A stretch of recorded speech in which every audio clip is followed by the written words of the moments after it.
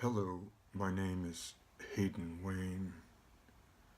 I'm about to read part 2 from my edition In the Street Between Wormholes, which is a collection of poetry and prose. The need to reverse our devolution. Eye-to-eye contact creates empathy, which increases serotonin, versus the virtual connection to cellular devices, which increases dopamine, leading to the decline of neurons and subsequently unhappiness. Low serotonin levels can create anxiety and depression. Facebook calling itself the cutting edge of connectivity is, in fact, an oxymoron. It has created a billion-plus ocean of unempathetic, disconnected, lost souls, deluding themselves to be connected, yet further away from each other emotionally than believe they are. Interpersonal connection creates contentment through the joining with each other through eye contact, smell, body language, the manner in which we speak, our tone, our choice of words, thus creating a serotonin rise. High tryptophan, an amino acid, which is a building block to make serotonin, is mostly found in fish and flax.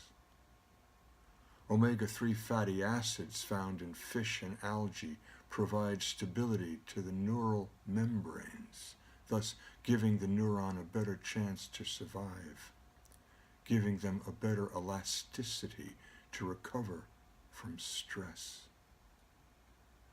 Sugar drives dopamine up and serotonin down. When I was a young teenager and fast food appeared, it was an adjective for the delivery system. It now describes a particular type of food that has ruinous effects on our bodies as well as our emotional well-being.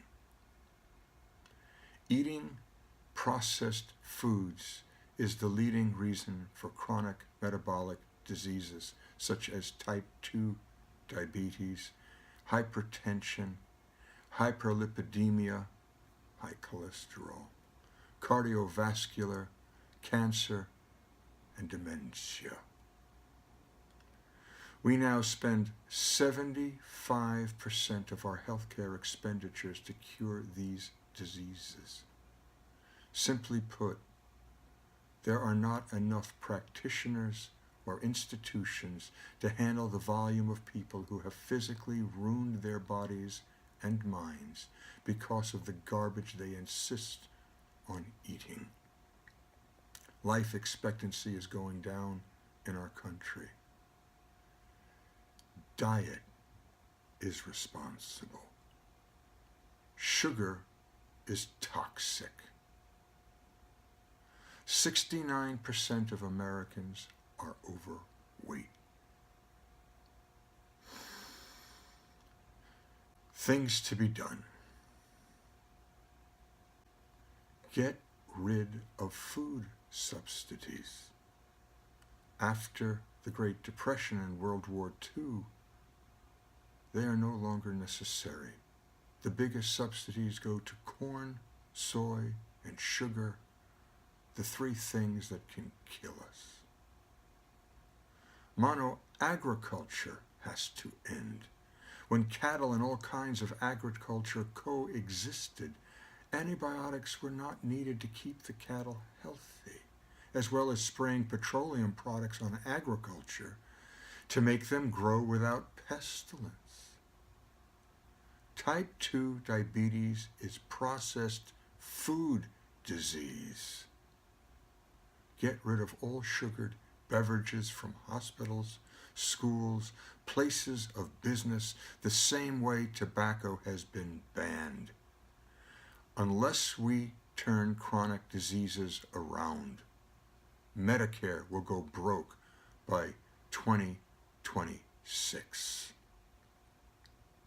Presently, the food industry garnishes itself $1.6 trillion a year, of which 45% is gross profit, compared to healthcare expenditures, $3.2 trillion a year, of which 75% is for trying to cure metabolic diseases, of which 75% of that is preventable if we change our diet.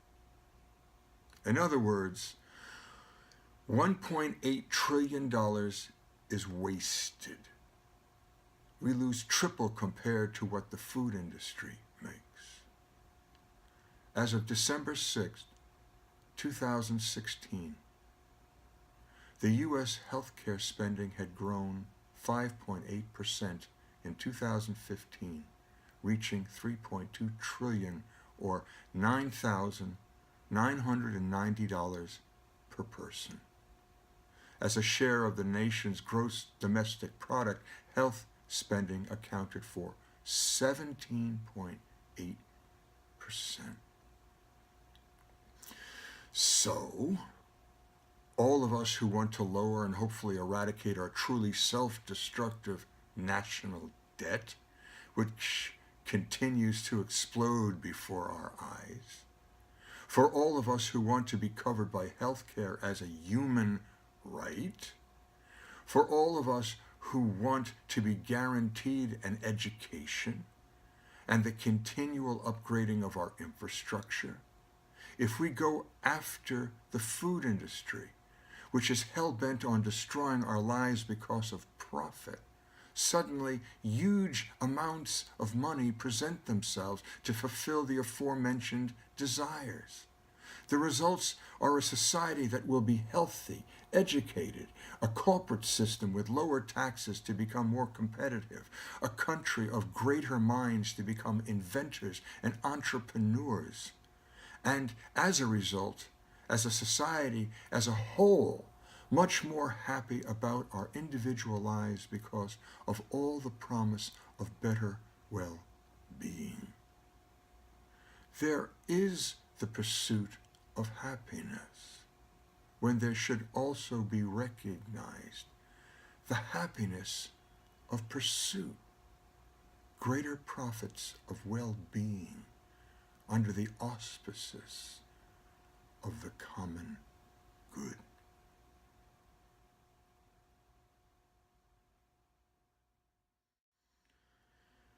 Consciousness is the greatest mystery in science, and lack of it the greatest failure of man.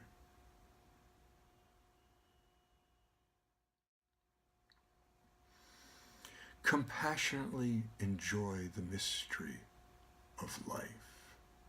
100 trillion cells within us.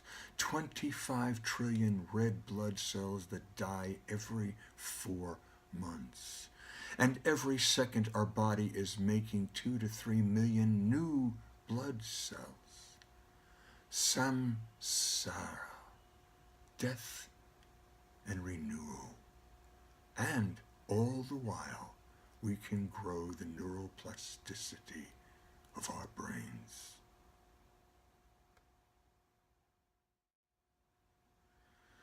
When one devolves to the point of being Pavlovian, responding only to the bell of winning, no matter what the cost, where any consciousness of morality never enters rationality, you have such a devolved state that will only lead to not only self-destruction of the individual, but destruction of the world in which she roams.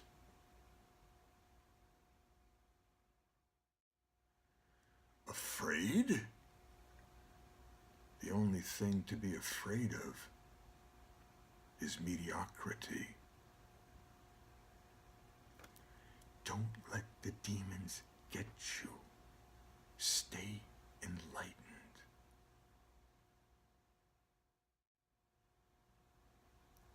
We are the mirror of each other's eyes.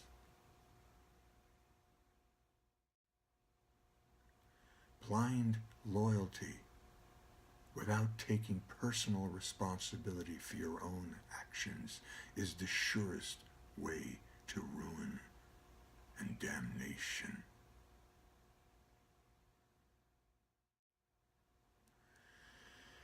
If you don't know where you are, look for the sun. If you don't know who you are, listen to your heart. If you don't know why you are, find your purpose.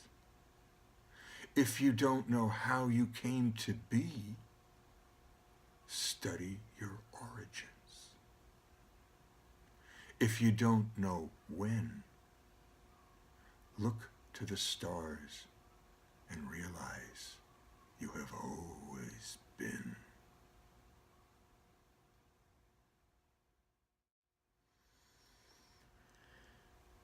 I recognize the fragility to be one with time, static in its totality, yet constantly moving within.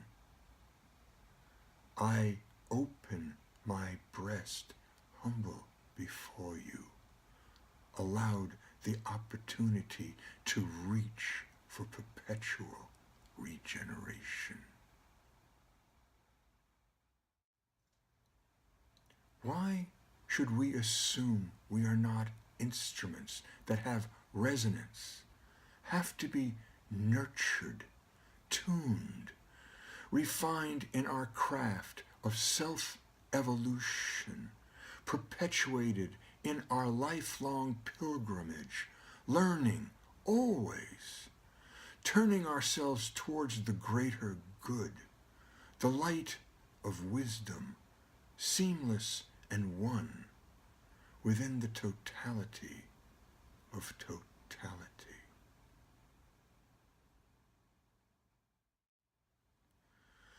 When I'm composing, I am summoning all that is possible within each thought, building the muscle between my ears.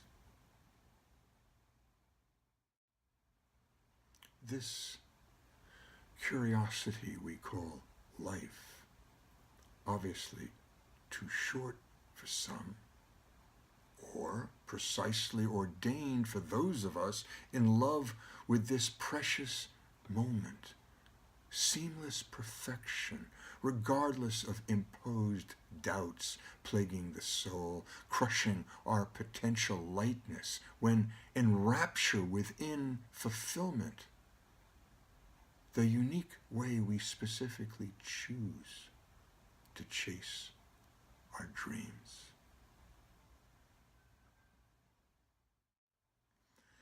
My infant son carried on my body, always faced forward, the prow of my ship riding into the cosmos, wrapped in splendiferous astral dust, while tucked between ribbons of solar breezes.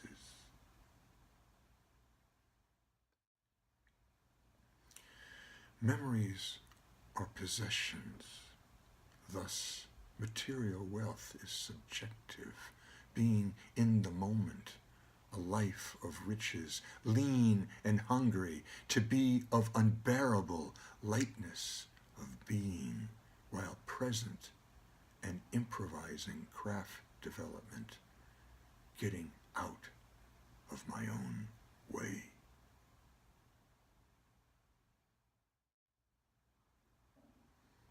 It has taken me all of my life to get to this point in time. My core center is love. my strength as demonstrated by my parents' devotion to each other and to me.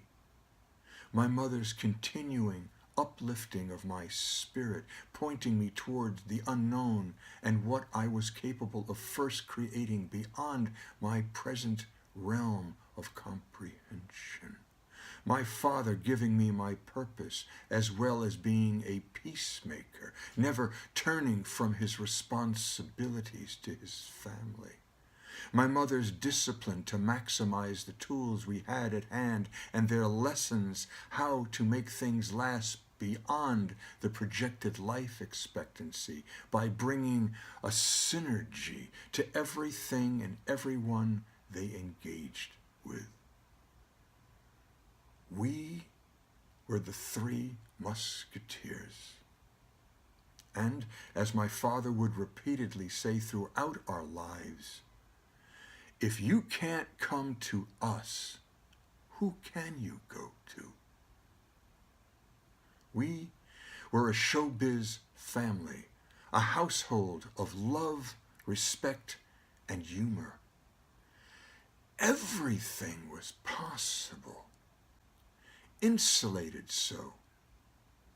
Innocence still is in my upload.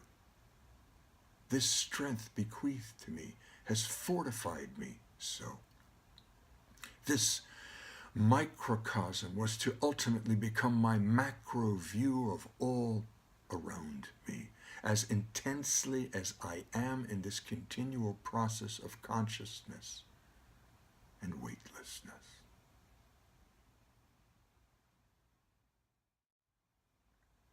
There are no secrets other than the self. At what point and how much of ourselves do we reveal in order to coexist?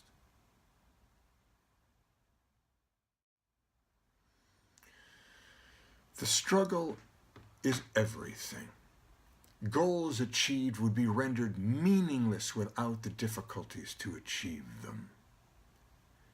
If you don't perpetually question, you will inevitably fall into mediocrity, if not worse, chaos. It is this very struggle that is life itself. As long as we procrastinate, we will never get from under the dark cloud of what must be done.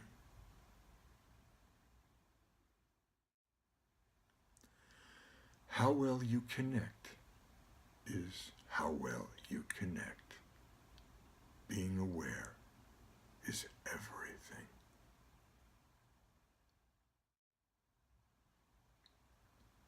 Consciousness spilling into pools, coalescing into oceans, unified, synergistic, one.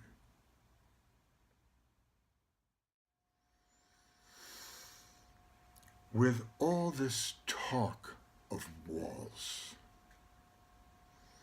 it seems we have dedicated our lives through a philosophy that rewards breakthrough, overcoming obstacles, etc. These barriers, these walls to break, separate those who can, who do, from those who cannot. Pound on that wall until it breaks. Subjectively, survival of the fittest is the mantle awarded those who succeed. However, in a more evolved state of consciousness, why have to break through when one can go around, or in an even more evolved state, have no barrier in the first place?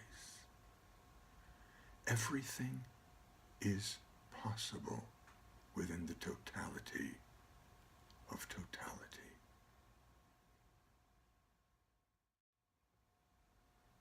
As long as we never forget, it never leaves us. The spirit, unencumbered, timeless, forever.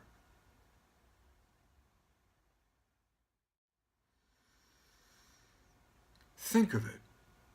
When a clock stops It tells the correct time twice a day. If everything stops, no matter what time it is, it's the same time. Static perfection, this endless moment.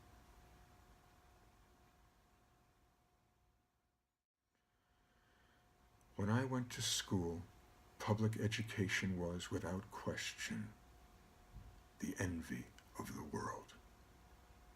The United States is now rated 23rd. What happened? A conscious destruction of our children's future, so to not be able to critically think, let alone collectively critically think, which is the only guarantee of democracy.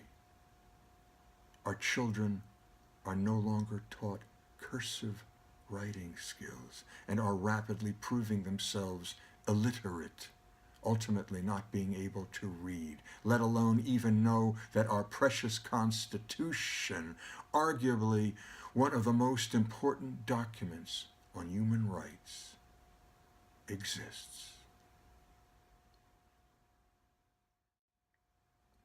July 3rd, 2017. In a PBS NewsHour, NPR Marist poll taken about who we won independence from, only 77% correctly said Great Britain.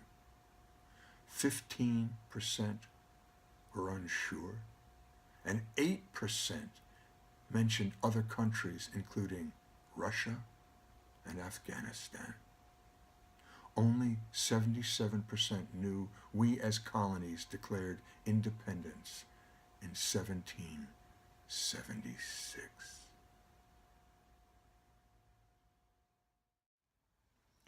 An excerpt from the Declaration of Independence.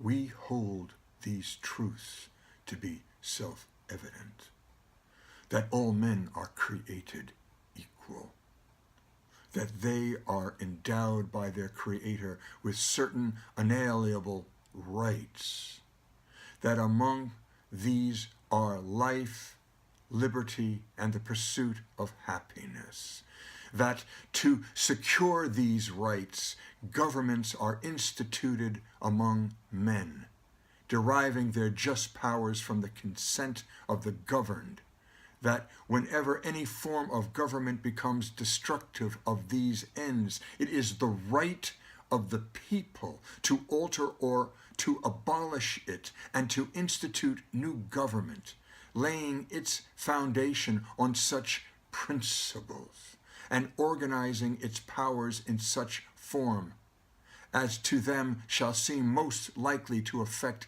their safety and happiness. Prudence indeed will dictate that governments long established should not be changed for light and transient causes. And accordingly all experience hath shown that mankind are more disposed to suffer, while evils are sufferable, than to right themselves by abolishing the forms to which they are accustomed. But when a long train of abuses and usurpations, pursuing invariably the same object, envisions a design to reduce them under absolute despotism, it is their right, it is their duty to throw off such government and to provide new guards for their future security. Thomas Jefferson.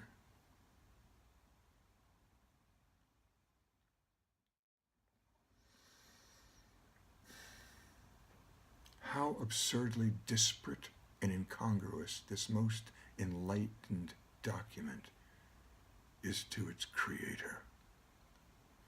Thomas Jefferson was a slave owner. And years after his wife's death was the father of 6 children with Sally Hemings, a Monticello slave mentioned in Jefferson's records, including her children Beverly, Harriet, Madison, and Eston Hemings. The other two had died in infancy. These children were raised as slaves and trained as artisans, but were subsequently granted their freedom by Jefferson. Sally remained a slave in the household until Jefferson's death. The last 9 years of her life, she lived freely in a house her sons owned in Charlottesville and was witness to the birth of a grandchild. It is quite apparent, as obtuse as this declaration is to the lifestyle of its author, who composed it for his fellow white male landowners. Nonetheless, it proved an intellectual exercise created by a genius who took the ephemeral idea of life, liberty, and the pursuit of happiness and turned it into law.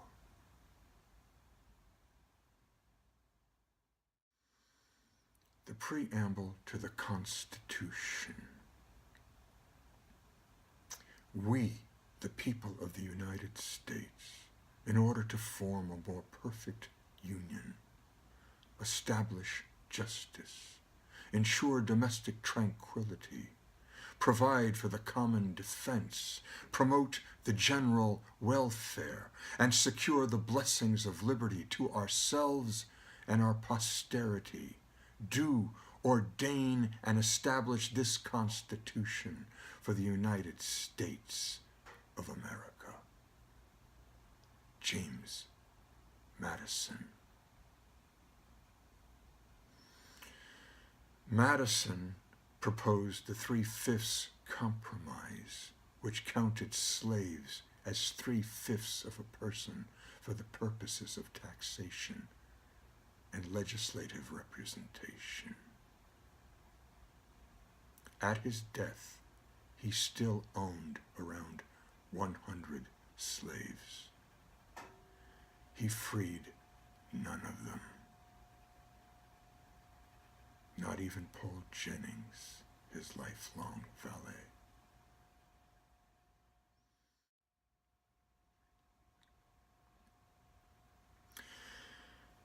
Obviously, this preamble to our Constitution, this declaration, were created by extraordinary minds, so finely honed above their unquestionable, incongruous lifestyles, which clearly demonstrated the antithesis to the intellectual exercise that created a legal document that addends itself, that through these 200 plus years of precedent demonstrated how much more concrete this law, out of the ephemeral life, liberty, and the pursuit of happiness, is. It doesn't matter their deplorable insensitivity, racism, and sexism. We are 200 years plus later and can't help them. They created their legacy, which we now view. But beyond them, what will be said about us? Will we, the people, change this nation for the better upon the strength of precedent through these documents and have the power to improve it ever the more?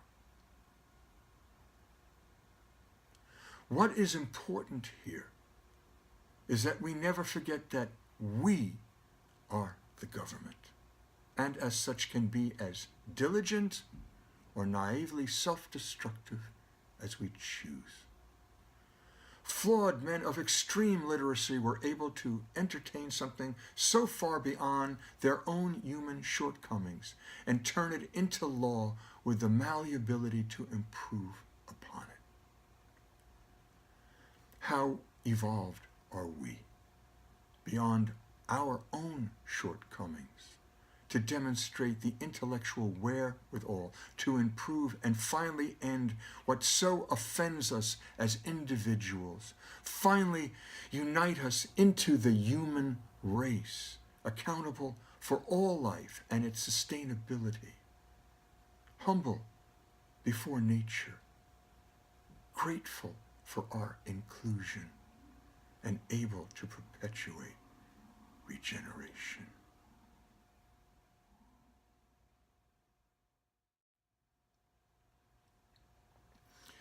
Democracy is not a spectator sport. You have to participate.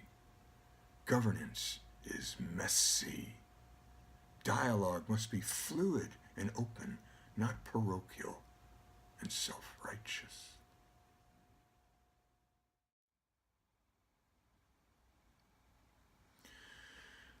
We constantly hear cries of too large government by those themselves who choose to force their respective opinions onto others.